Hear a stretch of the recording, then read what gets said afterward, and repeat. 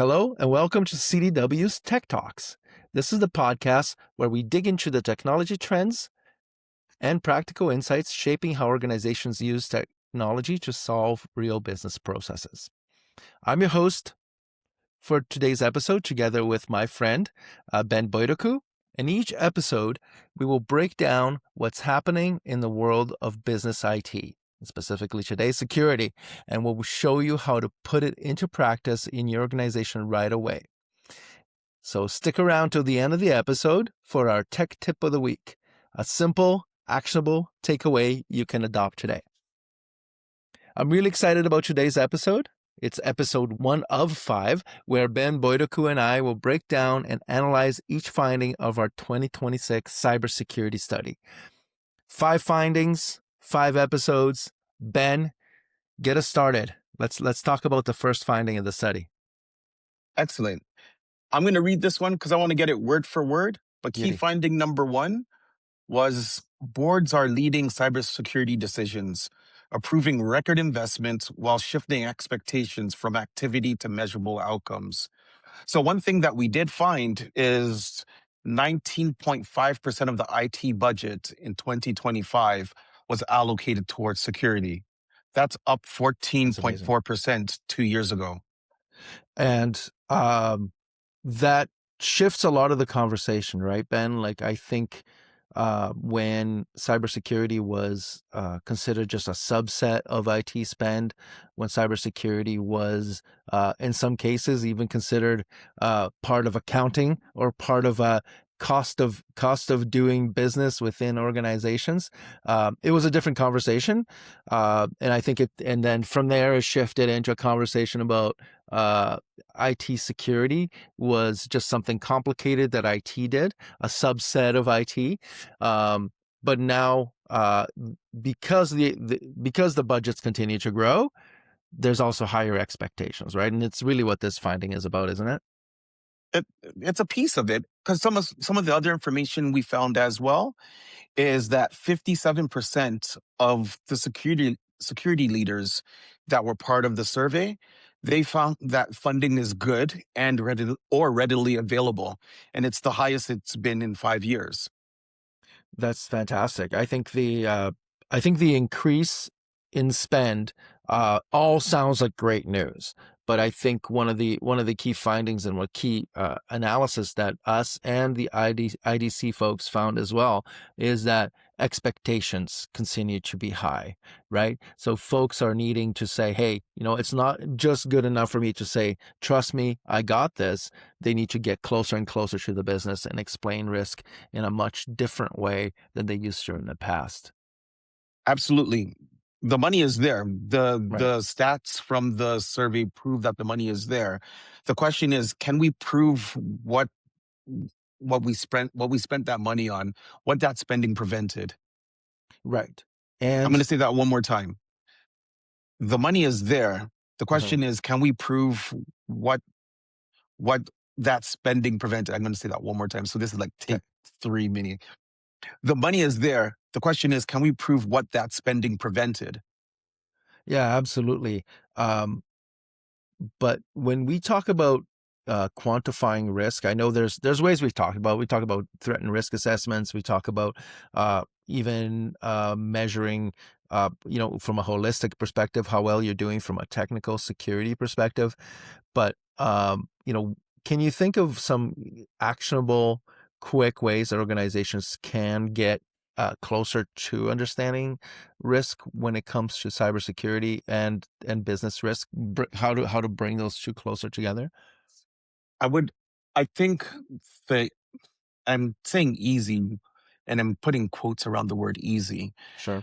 I would say, what impact to the business did you accomplish? Whether it's the reduction of risk or increased visibility, what can you tangibly show to leadership in the board that you've accomplished? One of them is, let's use vulnerability management as an example. Sure. We increased our patching frequency based off of the vulnerabilities we identified in a shorter amount of time. Not to speak into the future and talk about patching and why we're going to need patching so much very soon. Right. But overall, that's a good measure to show how fast are we able to patch critical and high vulnerabilities. You want to get that number as close to zero as possible. I do understand business and you need to do testing, etc. But what's coming ahead of us, you want to be able to patch as soon as possible. So that's one key metric that's not quantifiable from a financial standpoint that businesses or tech individuals can use. So when we're talking to business folks, and I know, when you and I, or even our IT audience is talking about vulnerability management, patch management, and how those two pieces work together, as an example, um, you know, how do those actually tie into business outcomes, right? What is the business output that you're going to see within your business? That's always been a challenge. I think people are understanding more, and they're gonna, soon be understanding, especially with the threats that we're seeing from the frontier AI models, that we're gonna see a lot more advanced attacks. Um, but I think we need to come up with some ways that we can communicate to the folks in charge to say, here's the real risk. Right. I think people understand ransomware. I think people Mhm. understand downtime, and I know those two factors continue to increase, and not to spoil the future findings, but I think we have I think that's a challenge, and I think it's a challenge different for every business, is it not? Like, it's every type of Ev- business, and how you Every work and how you work within your culture? every type of business, every vertical is it's slightly different than the other. Key risk indicators have been around for quite some time. That's another easier foray into getting more quantifiable. Again, not necessarily getting to the financials of the risk, but you can show and you can demonstrate over time with these key risk indicators how your posture is for your environment. That's Yeah, something that you can explain and then explain it in business outcomes. What did you prevent, or what are you closer to preventing I or love that. recovering I, from? I I really like that. I think the key risk indicator, the KRI conversation, actually fits really well with this finding, right? When we look at exposure management and what's happening on that side, from trying to understand how exposed my organization is, I think being able to talk about key risk indicators is quite interesting. So, Ben, when we talk about these when we start talking about things like vulnerability management and really complex conversations, um, and you touch on key risk indicators, KRIs, Yep. and I'd love for us to explore that a little bit. I think the key risk indicator and what we're seeing evolve in the frontier AI world, I think those two pieces are really going to make a lot of uh, difference when we start talking in the market in the future. I think it's an important, it's a key thing that we're going to see happening, and I'd love for you to maybe explain a little bit what KRIs are for folks, and then give us an example of one. That would be fantastic. So KRIs sometimes reported in the inverse. The higher the number, the worse of a risk they can be. And I'll Okay. give you an example. If we use a KRI like third party security coverage gap. So Okay. we have suppliers, integrators, active vendors, but what percentage of them lack a formalized security assessment by our staff? And if that number is higher, that means we have more risk exposure because they haven't gone through our third party vendor questionnaire, or they haven't gone through our assessment or provided back information to us. That's one that is an easy enough one to implement. Is it fair to say that KRI sort of bring the information that you typically get at a threat and risk assessment, and sort of bring it to life, sort of bring it, obviously a lot of information now can be brought in real time, and Yep. we see a lot of GRC systems do that.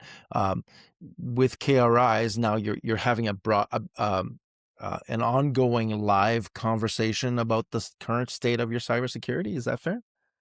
Yeah. And you mentioned it with like the telemetry data Right. matched with GRC. That's an amazing space.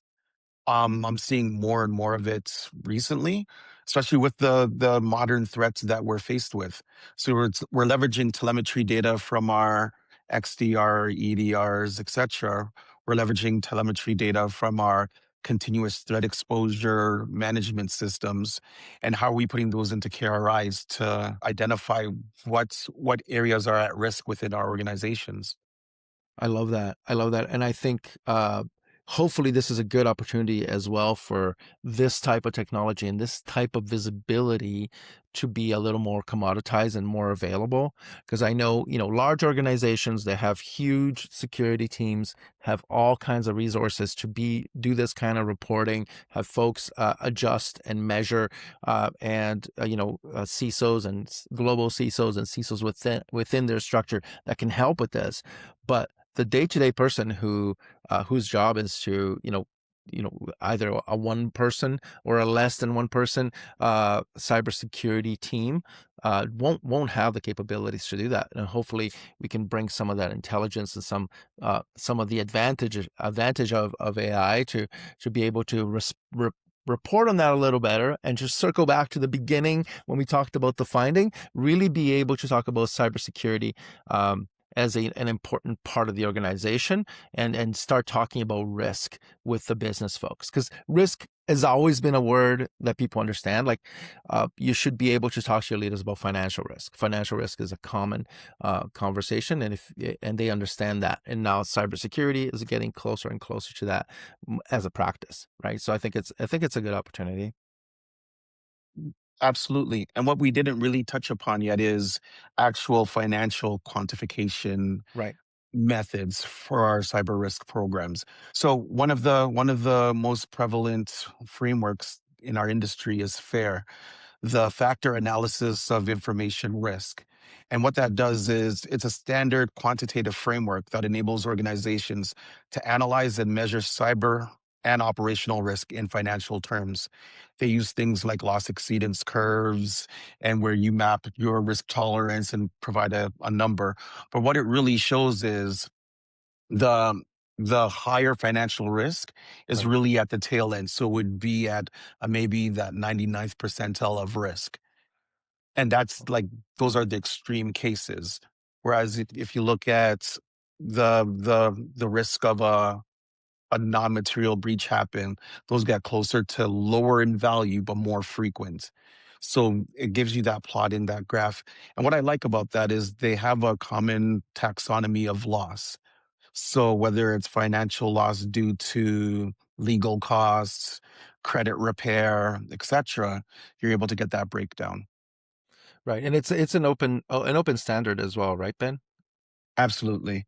That, I that's remember a very cool. time where we would struggle to use Excel to calculate risk, but I'm sure someone has vibe coded it by now.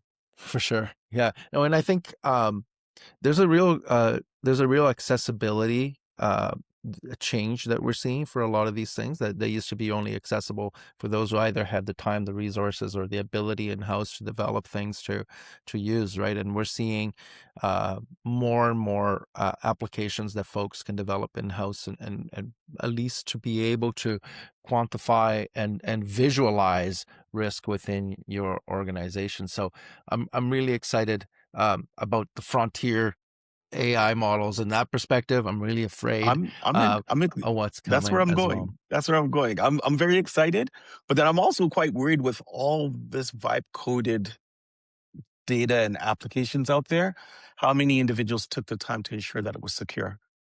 Yeah, I yeah, think in it's it, a I think in its excitement, we rushed to put out our vibe coded apps right It, away. it's it's a double-edged sword for sure, Ben, for sure. So, tying things up, this has been awesome. I can't wait for us to put together, the next four findings that we will be talking about. But this is a key one. I think this is a really important one, and I think it really does illustrate what's happening in Canadian cybersecurity. We're getting closer to the business. The budget's there. The money's there. We just need to have the tools and processes to bring things together. Um, I think technology-wise, we've never been further ahead when it comes to the types of technologies and controls that people can bring into the environments, be it in the traditional infrastructure OT side, but also in the cutting edge AI model security as well. So the technology's there, the funding's there. We just need to figure out how we can do the people process side of this conversation to be able to communicate well to leadership how we're spending the money in security.